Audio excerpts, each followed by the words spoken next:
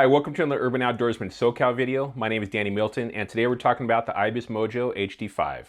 Okay, so I'm changing the format of how I do these bike reviews just a little bit. I'm going to be splitting them up into a couple of parts. The first part is going to be me talking about the bike itself, the components, the geometry, how it feels when you first initially get on that bike. We're also going to be talking about how it feels going down the first trail. Usually I take it pretty easy on that first trail, just to get a feel for the bike and you know how poppy it is, or how how it's riding. In part two, we're going to talk about more how it did for the rest of the day climbing, also how it did going downhill, full speed on all the other trails it took it on. And then at the end, I'm going to give my overall opinion and review of the bike, and also let you know if I would recommend it or not. So if you found this video first, please go back and click that link right there. That'll take you to part one of this bike review. Okay, so before we get into the video, there's a couple things you could do for me. Please hit that like button. Definitely share these videos with your friends, and I would really appreciate it if you'd subscribe to the channel. Also, I've got a couple links popping up in the bottom here. One's going to take you to my Instagram account, and the other to my Facebook. Thanks a lot. And the last thing before we get into the video, I'm going to put in the description a timestamp so you can fast forward to any part of the video that you want. Also, near the end of the video, when we're talking downhill stuff, I have pretty much full runs of me taking this bike down Lynx Trail, Rocket Trail, and Five Oaks in Aliso Woods. Okay, so how did this bike do climbing? Well, the first thing we're going to talk about is Ibis's rear suspension setup, and they use a DW Lynx suspension. And in my opinion, it's amazing. It's the best rear suspension setup out there compared to Giant, Santa Cruz, and all the other bikes. It's very efficient pedaling uphill. It's super ground huggy, when you're going downhill. And it's just amazing. So one of the aspects of this bike is a very long front fork. At 170 millimeters, you wouldn't really equate a fork that long to being a good climber. But with the Fox, the performance with the Grip 2, has a low speed and high speed compression, and this front shock, it didn't slow me down at all climbing hills. It was great in the switchbacks. It was really good, sitting down in the saddle and up off the bike, pumping through a couple of rock garden sections as well. So the next thing I want to talk about is the stack height of this bike. And I want to bring it up because it is much higher on the HD5 than I'm used to on most 27.5 wheeled bikes. For instance, the stack height on my Giant Rain is 602 millimeters. The stack height on the HD5 is 640. It's going to have a little bit of a higher stack in the front because of that slack head tube, and also because of that really long 170 millimeter fork. So typically, I wouldn't even think about it, but for instance, like on a 29-inch bike, and a lot of the ones that I've ridden, those high stack heights in the front will kind of throw, it kind of it leans your weight a little bit farther back towards the rear wheel. And when you're going into turns, the bike will kind of understeer unless you really lean forward into that front tire to keep it down on the ground. It's going to understeer, and it's just not going to feel really, comfortable. And then also when you're climbing, when you're sitting farther back and all of your weight is on that back tire instead of being balanced out, if you're going up any type of sharp hill and you bounce off a rock, then the front end's going to come up off the ground, which you don't want it to do. You want those tires to stick to the ground. So I was a little bit worried about it being so high on this HD5, but once I got down to the trail, I mean, it was great. I didn't have any problems with the front tire coming off the ground. Most of the time when I'm doing my climbing, I'm sitting down in the seat. I don't, generally stand up and pump through sections real hard. I just kind of, slow roll up those hills.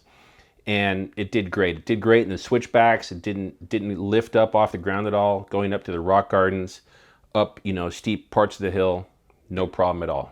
So one other thing about that higher stack height too is it actually, raised how high the handlebars are in relation to where I'm sitting on the bike. So when you are in that, seated pedaling uphill position, the handlebars are up just that little bit higher, 32 millimeters, and, compared to what I'm used to. It just made it, I didn't have to hunch over as far to reach the handlebars when I'm, on those long uphill climbs. And it just made it a little bit more efficient, a little bit more comfortable. So the other great aspect of this bike is the really steep seat angle. What it is basically is if you draw a straight line, a 90-degree vertical line from your cranks, the steeper that seat tube gets, the closer your body is going to get to over that line above the cranks. And the closer it gets, the easier it is for you to push your legs straight down. And it also makes it more comfortable because, you know, you're not sitting off the back of the bike with all of your weight in the rear. It's kind of centering your weight, putting you closer to that vertical line above the cranks, and you're pushing straight down with your legs, and it just makes it that much easier, that much more comfortable, and definitely much more efficient to pedal with those steeper seat tube angles. So the one aspect of this bike that I would change, just to make it even a better climber for me, would be to change the front chainring. It comes with a 32 tooth chainring on the front. For me, just because, you know, I'm a really big guy and, you know, there's some steep hills out there, I would probably put a 30 tooth chainring on there. It's going to give you just a little bit more torque in those low speed situations when you're climbing really steep hills, so you don't have to get out of the saddle and you can just sit there and you can just crank away. And the last thing I want to say about the bike is every time I do a bike review, people are always asking me to compare it to other bikes. So as far as climbing goes, this HD5 is probably one of the best climbers I've ever ridden. Some of the recent bikes that I've demoed, I did the Giant Rain 29er, which is not a great climber, so this bike, you know, destroys that one. The Mega Tower, the Santa Cruz Mega Tower and High Tower, I would definitely say that this bike climbs better than both of those. What else? I've ridden the Ripmo.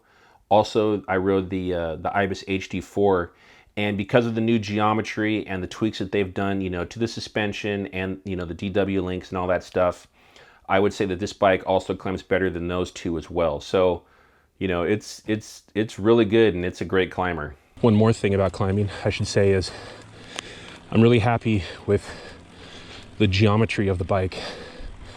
I have the seat post, you know, all the way up where it's supposed to be climbing uphill.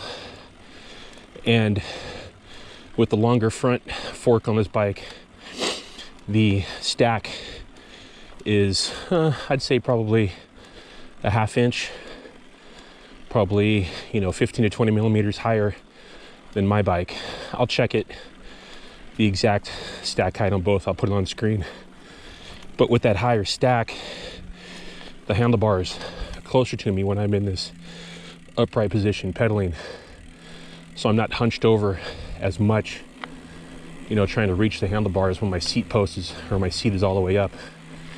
And it's definitely, even that is more comfortable, on top of the fact that this has a 76-degree seat tube angle as well. So pushing straight down on the pedals, handlebars closer to me, but even with a longer reach than my bike. Very happy with it. Very good climber. Okay, so now we're going to talk about downhill and how this bike did on the trails that I rode it on.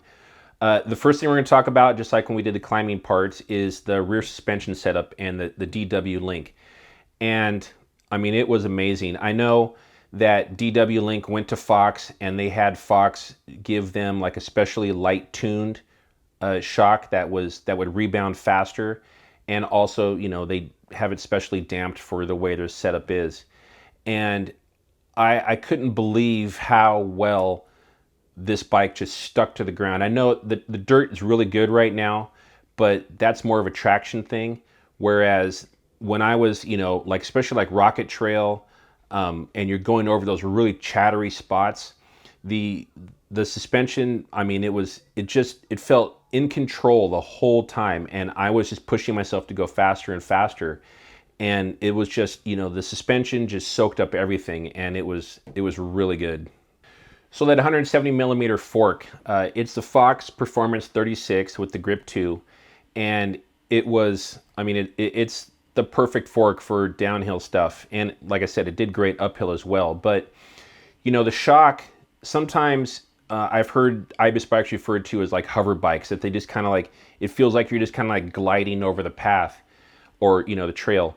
And there is a little bit of that, but at the same time, you know, like especially like I said, like on Rocket Trail, there's that one section where you're just, the front fork is just, you know, hammering through all of those little tiny drops, and you're going at speed. And you would feel the shock going up and down, and that's good, because you don't want to just glide over stuff. You want to know what your bike is doing, and you would feel those hits, but you didn't feel those hits weren't hard. They were soft and just the right amount of playfulness and kind of plush feeling that you felt like you were in control the whole time, no matter how fast you were going, no matter how big the hit was or anything like that.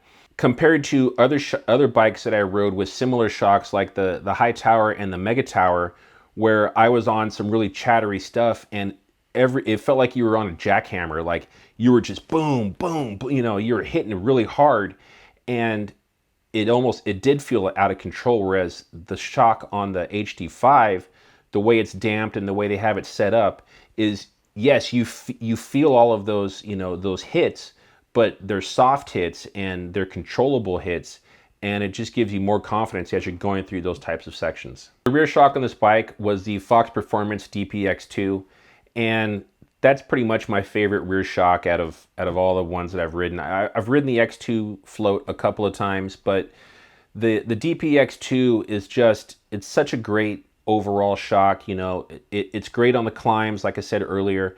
It's also great on the downhill. It absorbs all of the hits. You know, when you're riding downhill on a trail, you shouldn't really, I mean, you want to feel the back end of the bike and what it's doing and where it is, but you also want it to stay planted. And with the DW Lynx suspension and with this Fox DPX2, you know, the bike was planted, it was stable, and it was poppy when I wanted it to be. Like if I wanted to get up over a rock, you know, a little bunny hop or something like that, or on a couple of parts, you know, you'd slide out the back end just to get it around faster through a turn. It did all that, and it did it amazing. So another aspect of this bike is the really long wheelbase. This HD5 wheelbase is 1,280 millimeters long. And I mean, that's huge. That's what she said. It's longer than my Giant Rain, my 2018 Giant Rain. It's longer than the Giant Rain 29er, the new 2020. It's longer than the Santa Cruz Mega Tower, which is supposed to be this huge, you know, monstrosity of a bike. And that long wheelbase just makes this bike so stable. You know, I keep referring to Rocket Trail because it's one of those trails where, you know, you want that really long wheelbase because it's just gonna make you feel more stable. It's gonna just jet through those really straight, long, you know, crazy sections. And I mean, it was amazing. Even in the switchbacky kind of turns, you know, like on Five Oaks and stuff like that, where you have to be really tight into a turn, it did well at that, as you know, it did well in those turns as well. So it wasn't so long that it was bad in the turns. It was just, it's just a perfect combination of all of these things that Ibis has put into this bike, where the wheelbase just makes it that much better and that much more, you know, it's going to make you that much more comfortable and that much more confident on this bike. And one other thing about this bike is it has a really slack head tube angle. What that's going to do is, so say your head tube angle, the slacker it is, the lower degree it is, the more it's going to put you back, and it's going to, you know, set you back down into the bike. And with this 64.2 degree head tube angle is pretty slack for an enduro bike. You know, like I always mention, my Giant Rain is 65 degrees, and I'll put a couple of like the Mega Tower and the High Tower as well, and the Giant Rain 29er. I'll show all those on screen so you can have like a comparison. But this head tube angle being so slack, it was really good going downhill because you can get just that much lower into the bike, you know, when you're going over those, you know, really big hits or the rock garden, stuff like that. You're going to sit down a little bit farther back, but not be off balance. You know, if you're sitting too far back, that front tire starts to lose a little bit of traction, but this bike didn't do that. It just made it that much more comfortable with that slack head tube angle.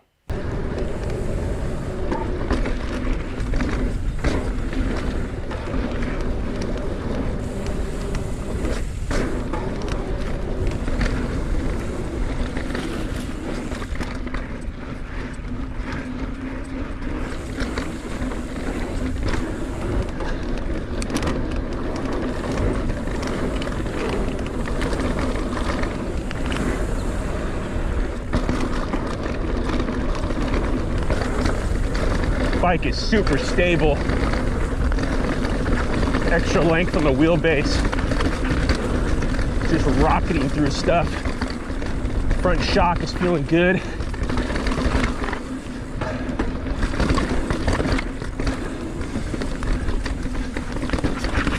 front end's got good grip.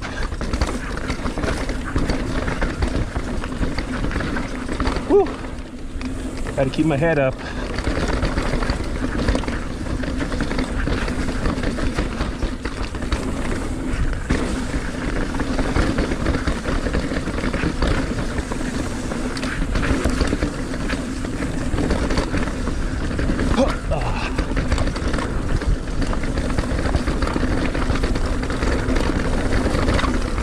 Whew, that was fast right there.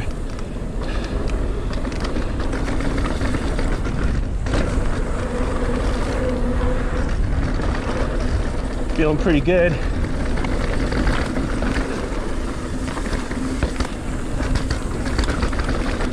Getting tired.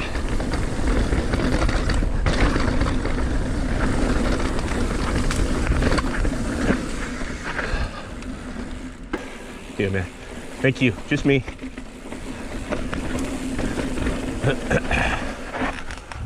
Drone still got me. Awesome.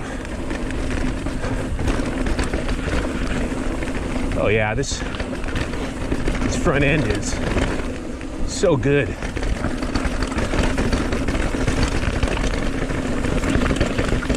Whew. Got off my line there a little bit.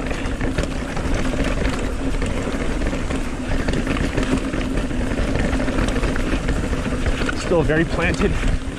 I might have put a little bit too much compression in the front, but still able to attack it pretty well. A little bouncy, a little bit too bouncy in the front, just a tiny bit. That's just compression though, that's not the shock. I just dialed it down a little too much.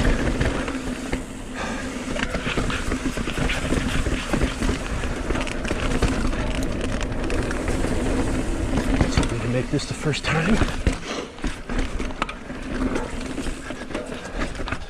Oh, piece of cake. Come on, drone, follow me still. You can make it through the brush, come on. Come on. I'm right here. Oh, it got me. I went slow enough, it got me through the tree. Bike's very well, it's not gonna make me through that tree though. Bike's very responsive, a lot of traction front and rear. Oh my God, my drone is still behind me. Holy crap. This bike is so stable with the 170 mil fork up front, 153 in the rear. These tires are really good too. I like these. I want to say they're Assegai tires. There's a lot of front end bite, but it rolls real smooth. I think it rolls a little bit better than the DHF. Whew. Yeah, very stable through all that stuff.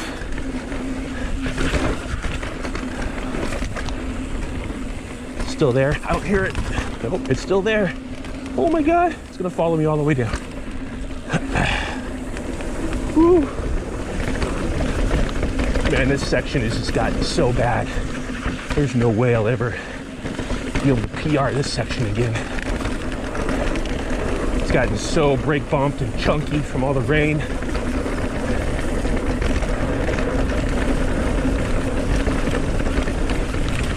Woo. HD5.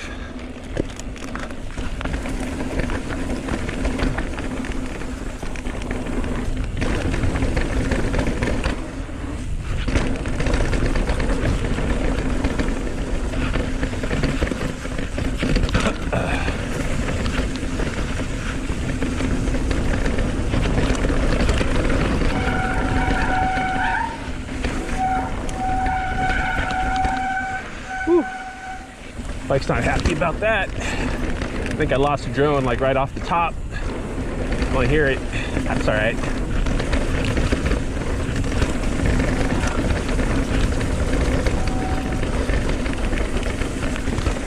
Dirt's drying out a little bit. Whew. Not quite the hero dirt it probably was just recently.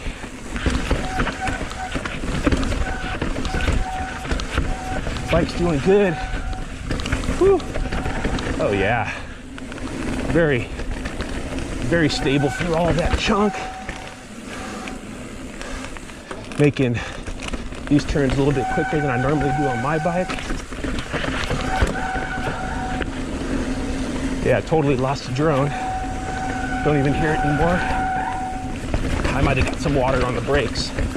That's why they're so mad right now. Okay, made that turn, normally don't. Keep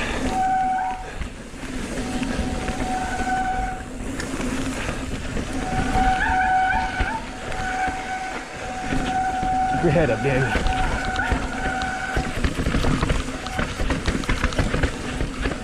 Whew. And I got to race to the bottom. Okay, so overall, how do I feel about this bike? Well, I'm sure you can probably tell that I like this bike a lot. It is probably my favorite 27.5-inch tired bike out there right now. And that's, you know, anything from Santa Cruz. You know, probably my favorite bike from Santa Cruz in that same tire size would be the Bronson. I definitely like this better than the Bronson. This bike is so good and a lot better than my Giant Rain right now. So I'm going to start with just one con really quick, and we're going to go over the price of this bike. Ibis has a full line of different drivetrains that you can put on this bike. You know, starting with the NX, going from $43.99 all the way up to the XTR, which is close to $10,000.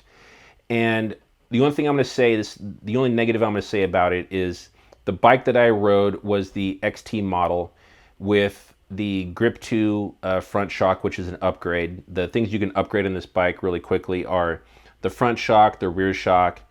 You can upgrade the handlebars and the dropper post as well. There might be one other thing I'm forgetting, maybe the saddle too.